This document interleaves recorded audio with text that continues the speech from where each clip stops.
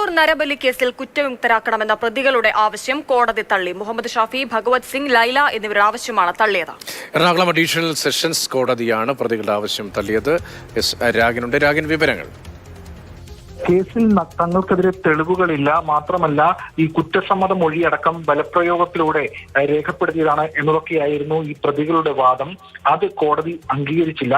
Prosecution വ്യക്തമാക്കിയത് കൃത്യമായിട്ടുള്ള സാഹചര്യ തെളിവുകളുണ്ട്, അതോടൊപ്പം തന്നെ ശാസ്ത്രീയ തെളിവുകളും ശേഖരിച്ചിട്ടുണ്ട്. ഈ പറയുന്ന 3 പ്രതികളായിട്ടുള്ള ഭഗവത് സിംഗ്, ലൈല, അതോടൊപ്പം മുഹമ്മദ് ഷാഫി എന്നിവർക്കെതിരെ എന്തായിരുന്നു പ്രോസിക്യൂഷന്റെ വാദം.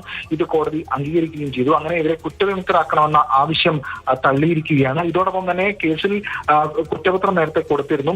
കുറ്റം ഇവരെ വായിച്ച് കേൾപ്പിച്ചു. കോടതി കുറ്റം നിഷേധിച്ചിട്ടുണ്ട് പ്രതികൾ. ഏതായാലും ഇനി വിചാരണ നടപടിക്രമങ്ങൾ ആരംഭിച്ചിരിക്കുകയാണ്. ആ നടപടിക്രമങ്ങളിലേക്ക് ഇനി കോടതി പോവുകയാണ്.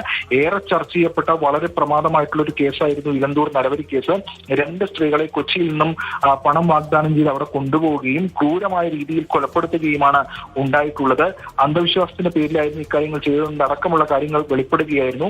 അങ്ങനെ ആ മിഷൻ കേസുകൾ കേന്ദ്രീകരിച്ച് നടത്തിയ അന്വേഷണത്തിനാണ് വലിയ ഞെട്ടിപ്പിക്കുന്ന വിവരങ്ങൾ പുറത്തുവരികയും ചെയ്തത്. എന്തായാലും ഈ കേസിൽ ഇനി വിചാരണ നടപടിക്രമങ്ങൾ ഉണ്ടാകും. അതിനുശേഷം ഈ കേസിൽ മറ്റ് നടപടിക്രമങ്ങളിലേക്കും കാര്യങ്ങൾ പോകും.